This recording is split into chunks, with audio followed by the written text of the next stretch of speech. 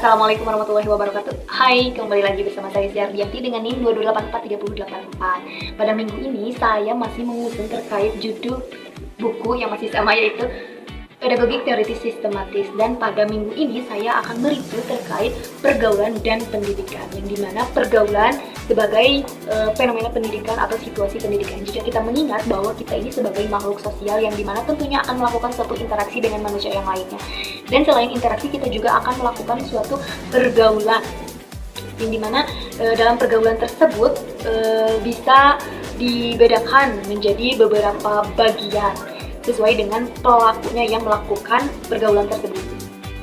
Nah, apa saja sih jenis-jenis pergaulan sesuai dengan pelakunya, yang dimana jenis pergaulan ini yang pertama itu ada orang dewasa dengan orang yang sudah dewasa juga. Kemudian yang kedua terdapat orang dewasa dengan anak. Itu biasanya lebih ketika mengasuh ya.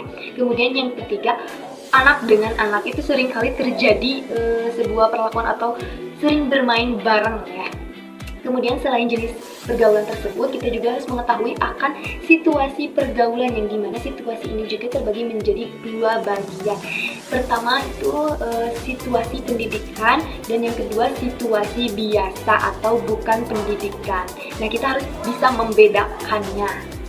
Sedikit penjelasan mengenai situasi pendidikan, yang dimana seperti situasi pendidikan ini jika saya pahami yaitu terkait situasi yang dimana dilakukan secara formal atau seperti resmi, maksudnya maaf. Seperti kita berkuliah, kita akan mendapatkan ilmu-ilmu yang tadinya kita tidak dapat diketahui menjadi tahu, kemudian kita bisa mengaplikasikannya ke dalam kehidupan sehari-hari. Itu namanya situasi pergaulan formal atau situasi pendidikan ya.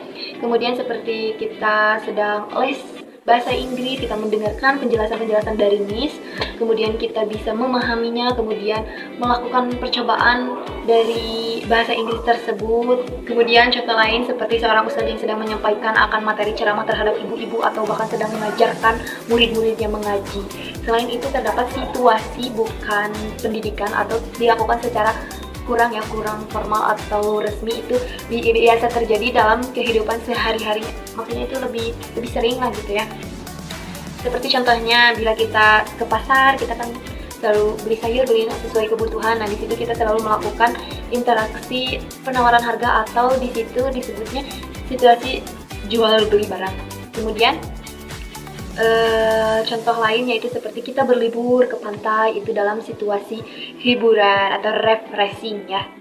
Kemudian fenomena pendidikan di dalam pergaulan, yang dimana uraian-uraian yang telah saya jelaskan, meskipun terdapat kekacauan dalam penyampaian kata, bahwa kita selalu dalam berada situasi, baik situasi secara pendidikan ataupun bukan pendidikan.